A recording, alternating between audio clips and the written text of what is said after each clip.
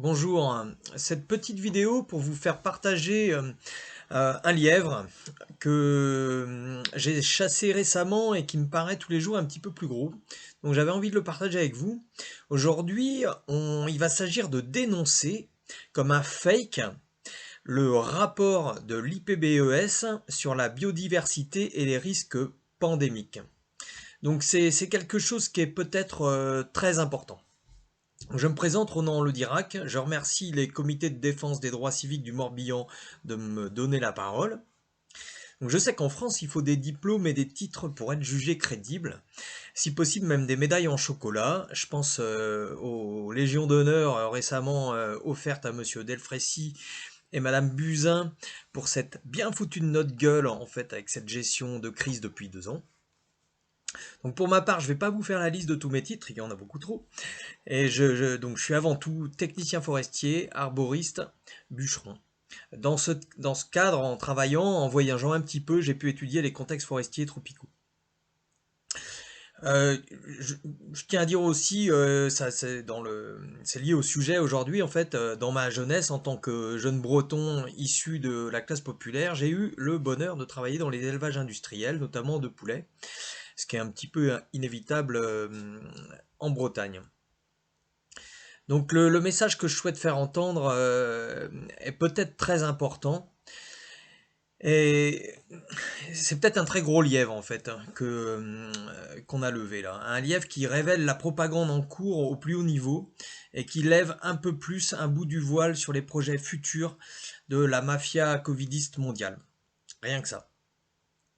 Fallait peut-être simplement être forestier de terrain, un petit peu anticonformiste, c'est-à-dire ne pas appartenir à la caste d'experts reconnus pour se rendre compte du caractère simpliste et propagandiste de certaines affirmations et surtout avoir envie de les vérifier. Alors pour rentrer dans le vif du sujet, voilà de quoi il s'agit.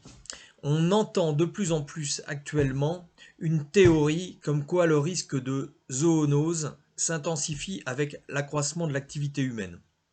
Donc les zoonoses, c'est quoi? C'est des maladies qui proviennent des animaux et qui contaminent les hommes. Donc c'est des maladies humaines mais d'origine animale. Alors on nous explique que ces zoonoses, donc responsables de pandémies, donc comme celle du Covid-19, voilà, selon la version officielle, proviennent des animaux et qu'elles vont être favorisées dans le futur par l'accroissement de la déforestation, les élevages industriels ou le commerce d'animaux sauvages.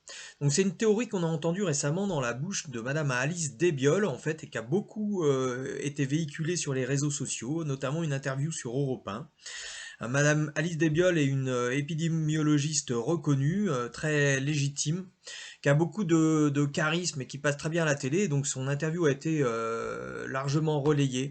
Donc c'est quelqu'un euh, qui était qui est toujours d'ailleurs au Haut Conseil de la Santé publique, donc qui est expert en santé publique, qui est passé par l'Institut Pasteur, par l'Institut National du Cancer, par l'ANSES en fait, qui est l'Agence nationale de sécurité sanitaire de l'alimentation, de l'environnement et du travail.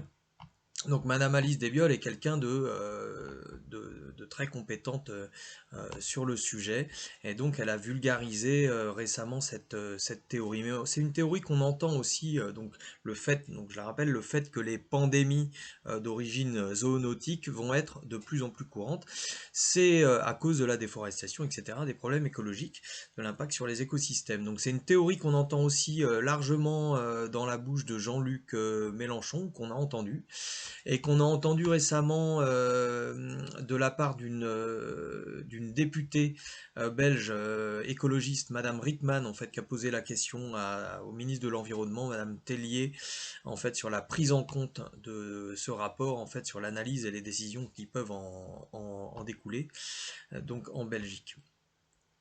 Alors, on entend donc cette théorie qui est reprise dans les médias aussi assez largement depuis un an, commence à être simplement admise et on n'entend pas vraiment de paroles contradictoires.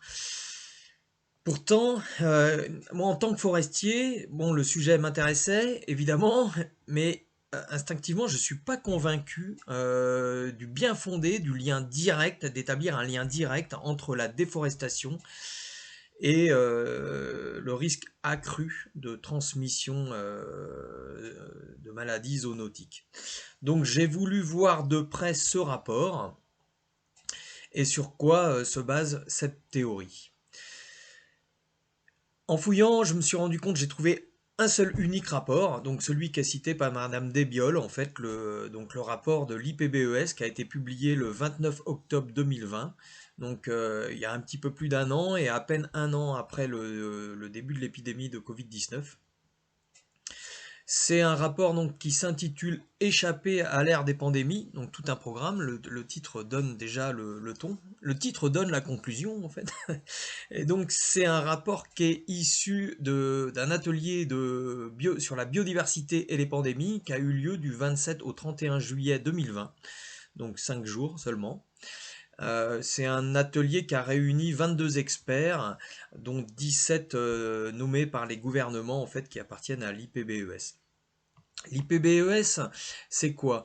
L'IPBES, c'est la plateforme intergouvernementale scientifique et politique sur la biodiversité et les systèmes et les services écosystémiques. Donc, c'est une émanation, enfin, c'est une plateforme qui est sous l'égide de l'ONU. Donc c'est une plateforme intergouvernementale, donc c'est pas du tout un organisme indépendant, c'est bien de le retenir quand même. Et puis c'est une forme d'émanation du GIEC, il y a beaucoup de personnes qui étaient au GIEC, donc au groupe international d'experts sur le climat. Donc beaucoup de gens du GIEC en fait se sont retrouvés à l'IPBES, notamment en fait le directeur, ancien directeur du GIEC, qui est maintenant directeur de l'IPBES, Monsieur Watson. Donc Monsieur Watson, c'est quelqu'un qui a été conseiller à la Maison Blanche pendant assez longtemps et aussi à la Banque mondiale en tant qu'expert environnementaliste. Donc c'est très bien qu'il y ait des experts en environnement dans ces instances-là pour leur éviter de faire encore plus de dégâts qu'elles ne font déjà. Mais bon, on se doute bien qu'en général, elles choisissent des gens qui les dérangent pas trop. Donc voilà pour la présentation de l'IPBES, donc le cadre dans lequel a été rédigé ce rapport. Donc ce rapport donc, qui a suivi un atelier en fait en visuel hein, de 5 jours et qui a été rédigé par 22 experts. C'est un rapport qui tient en 108 pages dont une vingtaine de pages de garde ou de très belles photos pour rendre la lecture plus agréable, et puis une trentaine de pages d'index et puis de bibliographie. Donc c'est le cœur du rapport fait une cinquantaine de pages. Alors, moi qui étais vraiment intéressé, qui espérais découvrir plein de choses convaincantes dans ce rapport, j'étais un petit peu déçu, je le trouvais un petit peu léger. Alors évidemment, il cite près de 700 études, documents ou articles de journaux en bibliographie qui sont liés au sujet traité. Mais c'était un petit peu difficile pour moi d'éplucher les 700 sources citées. Et donc j'en ai regardé quelques-unes, j'en parle un petit peu après. Mais l'impression générale que m'a fait ce rapport, c'est que il conclut, je trouve, avant de prouver, et fait quand même beaucoup de raccourcis assez simples et en se basant sur pas mal de liens communs. Donc je vais mettre les liens sous la vidéo, vous pourrez juger par vous-même puisque c'est en anglais et je vais pas faire de vidéo trop longue donc je vais pas le citer puis ça évitera que vous vous moquiez de mon accent anglais. Donc il faudrait pousser les investigations pour juger plus précisément de la qualité de ce rapport, mais voilà mon impression, j'ai trouvé ça quand même très léger et puis un petit peu généraliste. Donc il y a un résumé de ce rapport, en fait c'est le communiqué de presse qui a été fourni, et il est très parlant. On trouve toute une litanie de chiffres spectaculaires, mais qui ne prouvent pas grand-chose. Je vais vous en citer quelques-uns. Donc ça commence en fait donc en chiffres les principales statistiques effets du rapport. Donc ça c'est dans le communiqué de presse. 8 000 à 16 000 milliards de dollars, coût estimé de la pandémie de Covid-19. 1000 milliards de dollars les dommages économiques annuels probables dus aux pandémies. 7 à 18 milliards de dollars, coût estimé du virus Zika en Amérique du Sud de 2015 à 2017.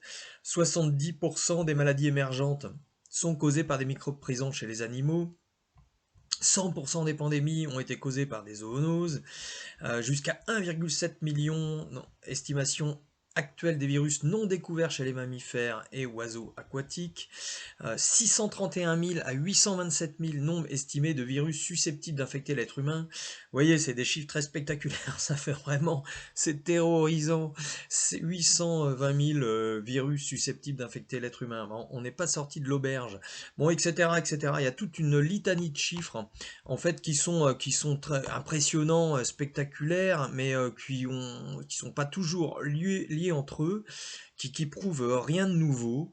Et, euh, et voilà, on a l'impression que ça sert un peu à conditionner le lecteur. Donc, je vais vous lire un petit extrait, parce que c'est très parlant, à commencer par le titre, donc Échapper à l'ère des pandémies.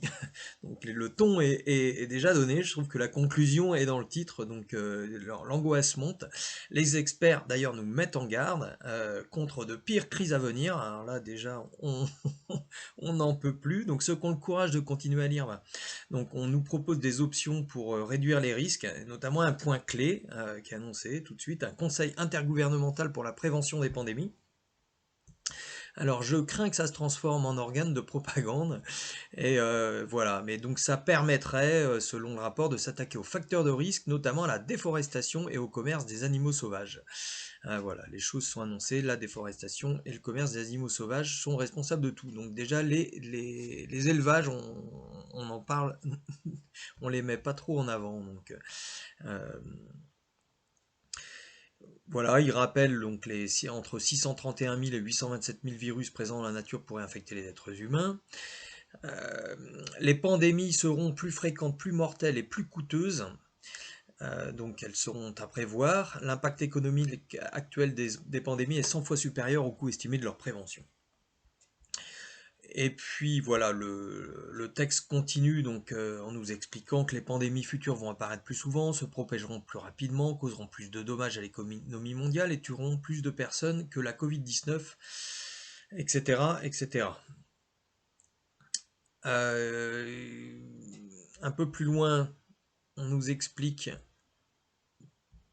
que je retrouve la ligne.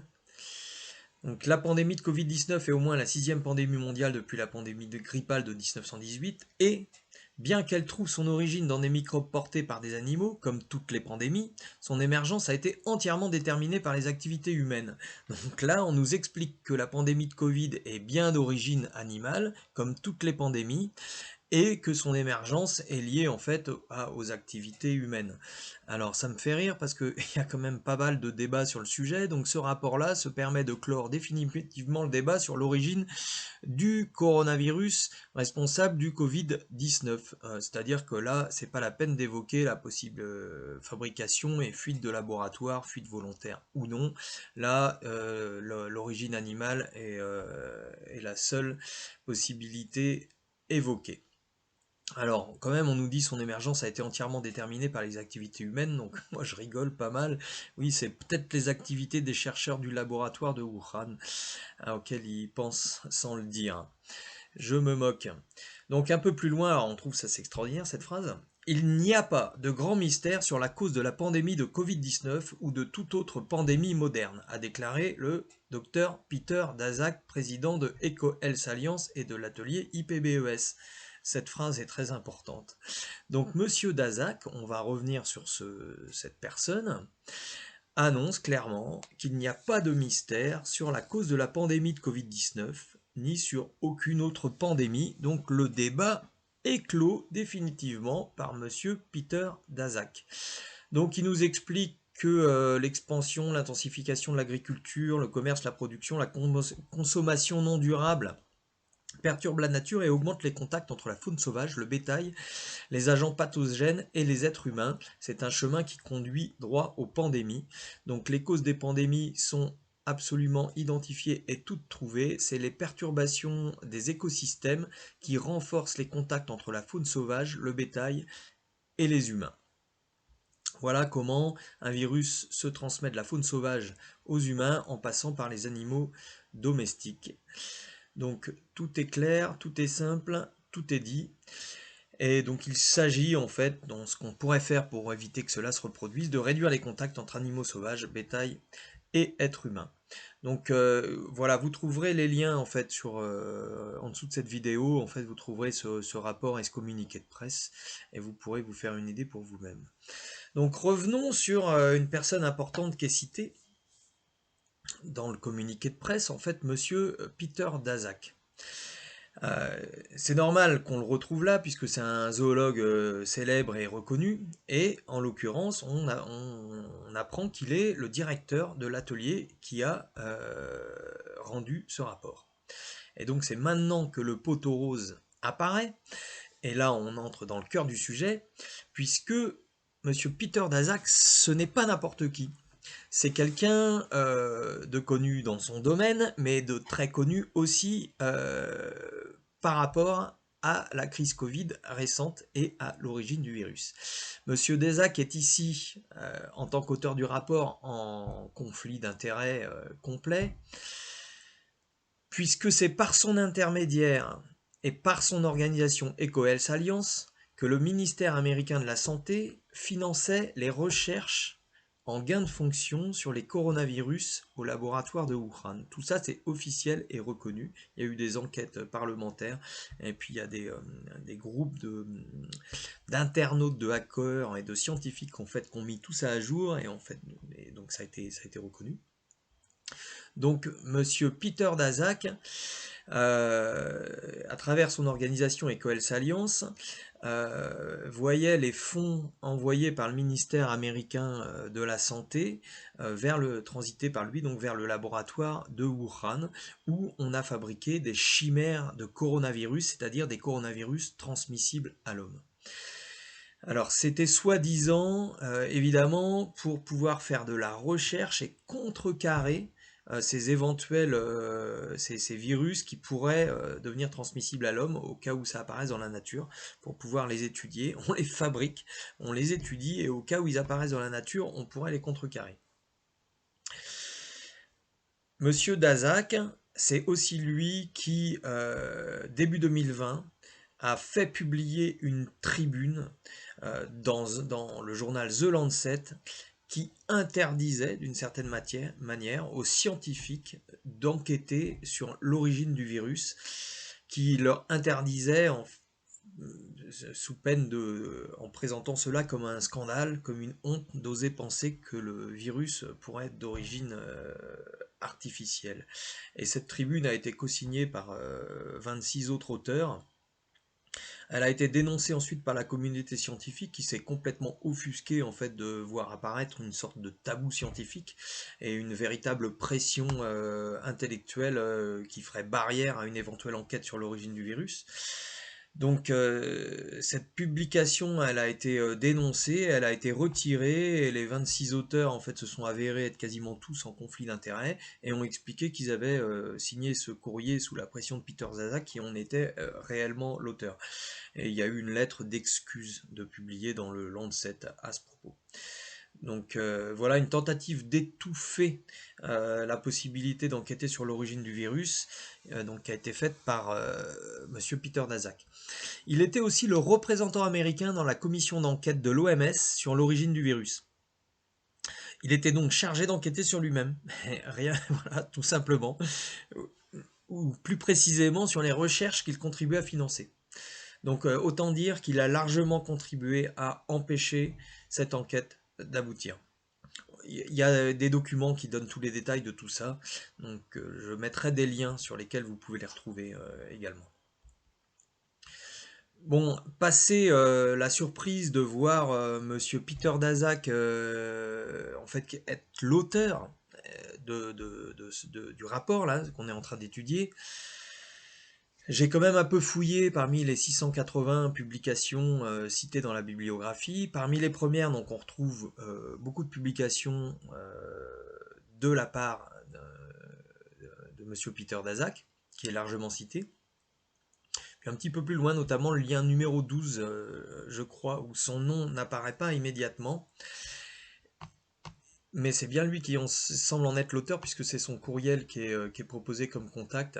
Et donc c'est une c'est une étude de 2012 qui s'appelle Prédiction et prévention de la prochaine pandémie zoonotique. Donc c'est tout un programme. Donc voilà les thèmes de recherche précis de Monsieur Peter Daszak, donc les pandémies zoonotiques. Et donc cette étude s'amusait à les prédire en 2012. Donc c'est sûr que quand on fabrique des virus transmissibles à l'homme en laboratoire, c'est sans doute plus facile de prédire les futures épidémies. Je me moque un petit peu. Voilà, donc en récapitulatif, le rapport de l'IPBES sur le risque épidémique et les écosystèmes, c'est un rapport commandé par celui qui a essayé à plusieurs reprises d'empêcher toute enquête sur l'origine du virus et sur sa possible genèse en laboratoire. Donc c'est un rapport commandé par cette personne qui en parallèle servait d'intermédiaire aux institutions de santé américaines pour financer la création de coronavirus transmissibles à l'homme dans le laboratoire chinois de Wuhan. Donc c'est quand même assez énorme. Une personne susceptible d'être parmi les responsables en fait de la catastrophe sanitaire et de l'avoir éventuellement créée, nous pond un rapport qui nous explique que les pandémies zoonotiques sont complètement normales, banales et seront de plus en plus courantes dans le futur. Donc, hormis la longue liste d'études citées, ce rapport reste assez simpliste, assez pauvre, plutôt que très court, et fait large place à des lieux communs et des banalités. Il essaie d'impressionner par des chiffres spectaculaires, mais il propose des hypothèses qui sont loin d'être prouvées et en grande partie discutables. Pourtant, ce rapport ne se prive pas de conclure avec force certitude et à grands coups de titres racoleurs et d'affirmations en forme de fin de débat. Donc, on retrouve tout à fait les méthodes de Peter Daszak qui ont été utilisées lors de la rédaction de la Tribune du 19 février 2020, dont je vous ai parlé, et qui voulait dénoncer toute recherche scientifique sur l'origine du virus. Donc, je le cite à nouveau. Il n'y a pas grand mystère sur la cause de la pandémie de Covid-19 ou de toute autre pandémie moderne. Bref, pour Peter Daszak, encore une fois, le débat est clos. Donc rappelons que ce rapport n'est pas du tout indépendant, que l'IPBES est une plateforme intergouvernementale. Et donc voilà sur quoi se base cette théorie qui se répand un peu partout dans les milieux politiques, dans les milieux médiatiques et dans les milieux militants.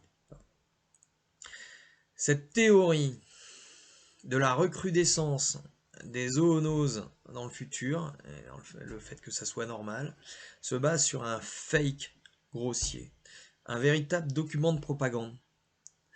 Bien sûr, beaucoup de données et études citées dans ce rapport sont tout à fait fondées, mais c'est le biais d'interprétation qui fait de ce rapport un fake grossier. En tant que forestier, personne de bon sens j'espère, et breton, qui vit dans une région qui est une des plus grandes concentrations d'élevage industriel du monde. On n'en est pas tous fiers, hein, mais je le dis. Donc des volailles et cochons notamment. Je mets en doute les conclusions du rapport et j'accuse formellement ce document d'être un document de propagande qui sert des stratégies purement politiques. Bien sûr que les zoonoses ont toujours existé. Bien sûr que leurs effets sont spectaculaires. Les études sont nombreuses sur le sujet. Bien sûr qu'il y en aura d'autres, des zoonoses et des pandémies. Une grande partie des maladies humaines sont d'origine zoonotique. Rage, tuberculose, peste, pour les plus connus. Et il y en a plein d'autres. Mais il n'est pas du tout prouvé que nous entrons, comme dit le rapport, dans l'ère des pandémies.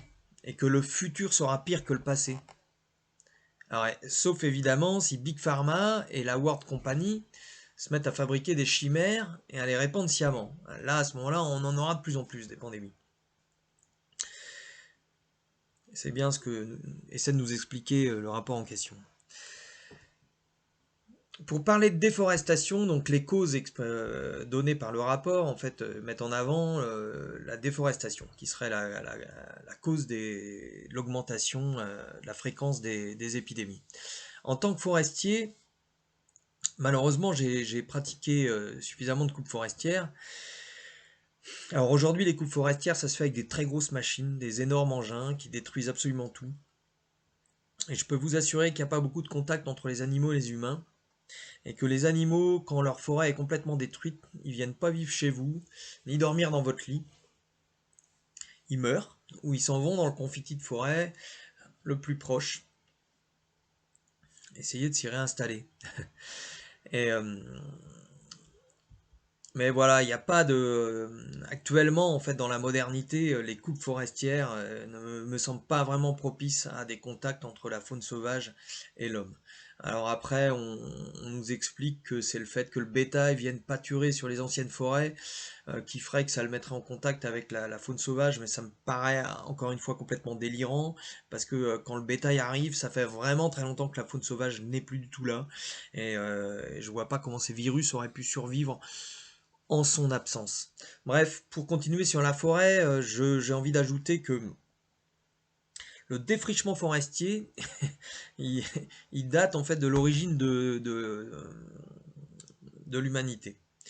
Il s'est accentué grandement dans l'Antiquité, puis un peu après l'Antiquité. En France, la grande période de défrichement, c'est à partir du 8e, 9e siècle, donc notamment autour des abbayes, etc. On a appelé ça, on les a appelés, les défricheurs, on les a appelés les moines défricheurs, c'est beaucoup les moines qui ont défriché, donc c'est les livres d'histoire qui les ont appelés comme ça, bien sûr. C'est-à-dire qu'à l'époque, les gens, ils vivaient en forêt, ils passaient toute leur vie en forêt à défricher. Et au moins tous les hivers qu'on ne pouvait pas cultiver, avec des mauvais outils, des outils de mauvais métal. Ils vivaient dans la forêt, ils mangeaient les animaux, ils s'habillaient avec leur peau, ils mangeaient leur chair, parfois crue, en fait, toutes les charcuteries, etc. Ils se chauffaient avec leur bouse de vache. Les animaux chauffaient les maisons. La plupart des fermes encore en Bretagne ou en France, en fait, on avait les étables et la partie habitation n'étaient pas complètement séparées, ça permettait aux étables de chauffer la maison. Voilà, les humains vivent avec les animaux depuis la nuit des temps. Pour continuer sur la déforestation, les Mayas ont défriché la disparition Il y a une des théories qui explique la disparition des civilisations mayas, qui serait due en fait à la déforestation. Donc de la même façon, à l'époque, les gens défrichaient avec de maigres outils, vivaient dans la forêt, au contact des animaux sauvages, faisaient du commerce d'animaux sauvages, que ça soit pour les manger ou pour leur agrément, et pour leur caractère spectaculaire, pour leur peau. Les populations ont toujours vécu avec les animaux, dans tous les villages du monde. Poules, oies, canards, vaches, chevaux, et cochons, j'en oublie beaucoup d'autres, se côtoyaient dans les maisons, dans les villages, pâturaient côte à côte, se croisaient dans les villages avec leurs bergers, se retrouvaient au marché des bestiaux. Il y avait un marché à bestiaux entre tous les 10 villages. On a un énorme marché à bestiaux dans le monde entier depuis la nuit des temps. Si on remonte encore un peu plus loin ou dans d'autres zones géographiques, les populations nomades vivaient avec les troupeaux et suivaient les troupeaux. Et de la même façon, vivaient de leur économie avec leur peau, les mangeaient et brûlaient leur graisse, utilisaient leurs excréments. Les troupeaux ont longtemps été la base de la richesse économique des rois et des empires.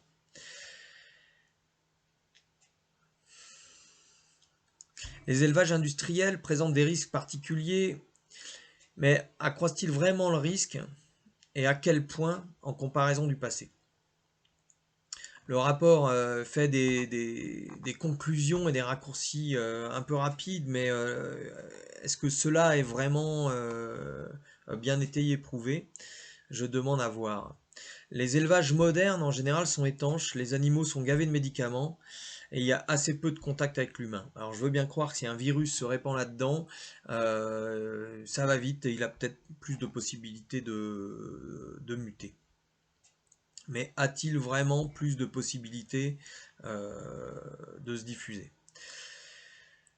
Rappelons également que pendant des millions d'années, les humains ont vécu dans les grottes, parmi les chauves-souris notamment. Et donc on peut dire que notre système immunitaire s'est construit depuis la nuit des temps au contact de la faune sauvage et au contact des animaux domestiques. L'interaction est constante. On est construit pour être à même de surmonter les contaminations. Alors, évidemment, on sait très bien que certaines contaminations vont nous dépasser et vont créer des épidémies extrêmement dangereuses et mortelles. Mais je ne suis pas convaincu que le futur soit pire que le passé. C'est ce que veut nous expliquer ce rapport. Le commerce des animaux sauvages, de la même façon, a toujours existé à très large échelle. Cela n'a rien de nouveau, à mon avis, bien au contraire. Alors bien sûr, aujourd'hui, les échanges vont plus vite et plus loin, et cela accroît sans doute la vitesse de diffusion d'une éventuelle maladie. Mais rien ne prouve que le risque en lui-même soit accru. Alors tout ça, c'est des observations à l'envolée qui méritent d'être débattues. Mais ce sont ces intuitions et ces réflexions qui m'ont amené à creuser ce rapport et à découvrir que l'auteur de ce rapport est la personne qui semble avoir le plus d'intérêt à faire penser que la pandémie de Covid-19 est d'origine naturelle. L'auteur de ce rapport est l'employé numéro 2 de la mafia covidiste mondiale. Voilà. Donc, j'accuse la mafia internationale qui a organisé la pandémie de Covid-19 de préparer l'opinion publique aux prochaines pandémies en les faisant passer pour banales et dans l'ordre des choses grâce à ce type de rapport faussement scientifique qui ne sont rien d'autre que des documents de propagande grossiers. Cette mafia internationale en a tiré un bénéfice politique immense en se servant de la crise Covid comme un cheval de Troie pour réaliser un coup d'État international contre les droits constitutionnels, les démocraties et les peuples. En abolissant les droits de l'homme, au profit de soi-disant devoirs d'obéissance. Cette mafia n'est pas humaniste, elle n'est pas démocrate. Elle est avide de pouvoir et de domination, jusqu'à la folie. C'est pas la première fois dans l'histoire du monde que des gens arrivent à des niveaux de domination extrêmes en étant assoiffés de pouvoir et de sang et totalement dénués de toute empathie, de toute morale commune au peuple. Alors le génie de cette propagande, c'est d'embaucher ses pires ennemis, sans même qu'ils le sachent. C'est le principe de la propagande. Ce qu'il y a de formidable dans ce rapport de l'IPBES, donc sur les écosystèmes et le risque pandémique, c'est qu'il cherche à favoriser l'acceptation des prochaines crises pandémiques par la population. Et donc, il sera relayé par les défenseurs de l'environnement. Donc voilà, ce rapport cherche à favoriser l'acceptation des prochaines crises pandémiques par la population. Et ce qu'il y a de formidable, c'est qu'il est relayé par les défenseurs de l'environnement parce qu'il prône plus de respect des écosystèmes. Qui pourrait s'en plaindre? Bien sûr, la situation de la biodiversité sur la planète est absolument catastrophique. Bien sûr qu'il faut essayer de préserver les derniers écosystèmes. Et donc ce rapport est très malin, puisqu'il demande à préserver les écosystèmes en les présentant comme en présentant leur bouleversement comme présentant un risque pandémique majeur. Et voilà donc les militants écologistes travaillant sans le savoir à répandre la propagande de la World Company, celle-là même qui a détruit toute la planète. Donc cette propagande vise à nous préparer à trouver normaux les prochains confinements, les prochains couvre-feux les prochaines campagnes d'injection génique, les prochaines séances de torture psychologique. On retrouve constamment ces renversements de valeurs au cœur du système d'embrigadement. Les défenseurs des libertés sont accusés d'être des égoïstes irresponsables, par ceux-là même qu'ils essaient de défendre. Le pass sanitaire et le QR code deviennent synonymes de liberté. Ceux qui osent douter sont des fous, alors que le doute fonde la raison, selon Descartes. Ceux qui dénoncent les manipulations évidentes sont des complotistes. On a affaire à un système de propagande le plus sophistiqué qui ait jamais existé dans l'histoire de l'humanité, avec des moyens inégalés. L'intelligence artificielle, des décennies de recherche militaire et commerciale, notamment récemment par les GAFAM, avec des moyens informatiques et numériques complètement extraordinaires, des moyens d'analyse, des comportementales, et des décennies d'expérience et de recherche accumulées par différents instituts spécialisés, dont la CIA. Bref, nous sommes nombreux à penser aujourd'hui, ou je dirais plutôt avoir compris, que la gestion de cette crise Covid au niveau mondial n'a pas été sanitaire, mais plutôt psychologique. Les mesures contradictoires, agressives, complètement délirantes, ont souvent été complètement incompréhensibles, rationnellement, d'un point de vue sanitaire.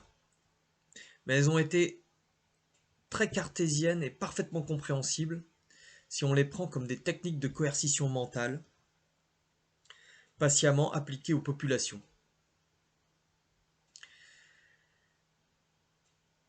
Toutes ces techniques, toutes ces mesures qui ont été prises en fait de gestion de la crise, donc les masques, les confinements, l'isolement, les écoles fermées, les écoles ouvertes, les enfants séparés, plus pouvoir se voir en famille, etc., etc. Ça correspond parfaitement aux techniques de torture psychologique qui ont été définies par M. Albert Biderman dès la fin des années 60, sur des travaux qu'il a menés suite à la récupération des prisonniers de guerre américains en Corée, des études qu'il a menées avec la CIA. Donc je mettrai ces liens, vous les trouverez en bas de la vidéo. Et pour terminer cette contextualisation, je voulais parler de McKinsey, dont on parle beaucoup en ce moment. Donc McKinsey, c'est un cabinet de conseil, un des leaders mondiaux du conseil en stratégie. Il y a une enquête parlementaire du Sénat en ce moment sur l'influence des cabinets de conseil dans le gouvernement Macron. Donc il y a eu des auditions de McKinsey, donc on entend beaucoup parler. McKinsey, c'est une entreprise américaine que Macron rencontre lors de la commission Attali en 2007, puis en 2009. McKinsey ensuite est responsable de la campagne électorale de Macron pour LREM. McKinsey est en charge de la gestion de crise sanitaire et de la campagne de vaccination en France, mais aussi en Australie.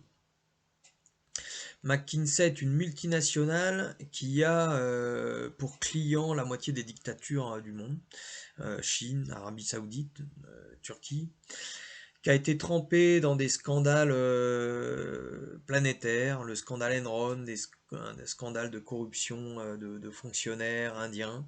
C'est une entreprise ultralibérale et qui défend des méthodes sans foi ni loi. Voilà qui est en charge de la gestion de crise sanitaire et de la campagne de vaccination en France et qui était en charge de la campagne électorale de Macron.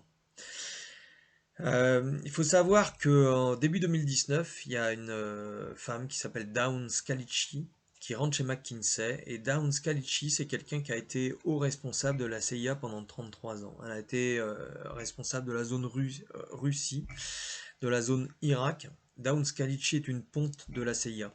Donc quand vous passez 33 ans à la CIA en étant au cœur de la CIA, au cœur des responsabilités, vous quittez jamais la CIA. Donc Madame Dawn Scalici est entrée chez Thomson Reuters en 2015 jusqu'en 2018. Donc Thomson Reuters, c'est un groupe canadien. C'est un des leaders de presse mondial. Ils sont propriétaires de l'agence Reuters. Et ensuite, en 2018, donc, elle quitte Thomson Reuters pour entrer chez McKinsey.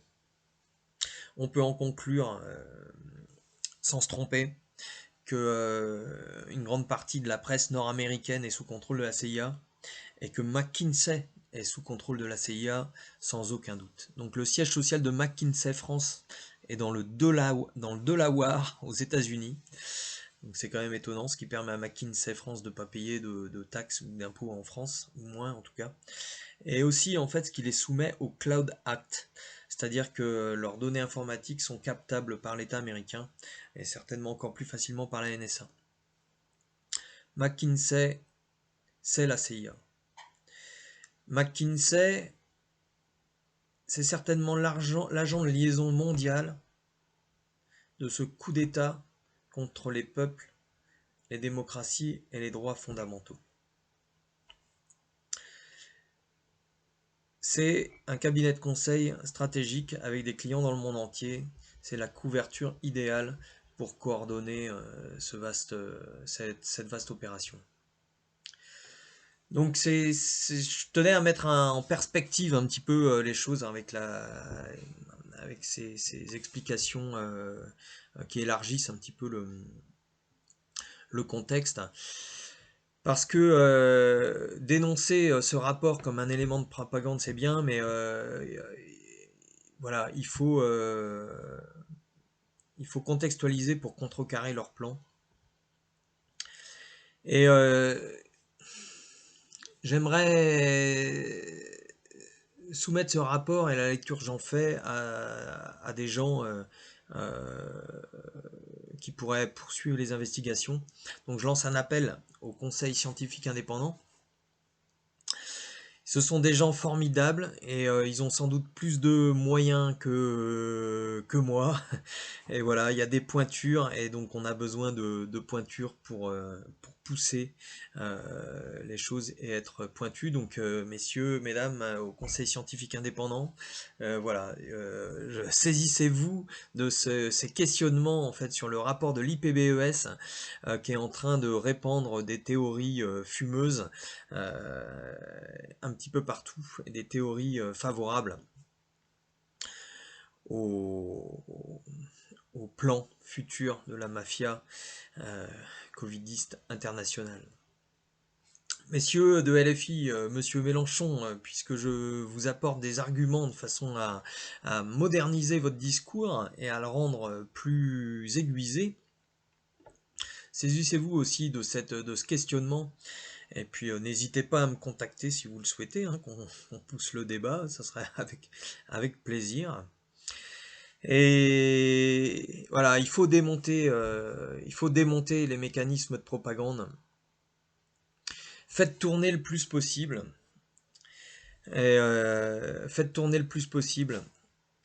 Et il faut se battre contre ces salopards qui nous en font baver depuis 2 ans. Et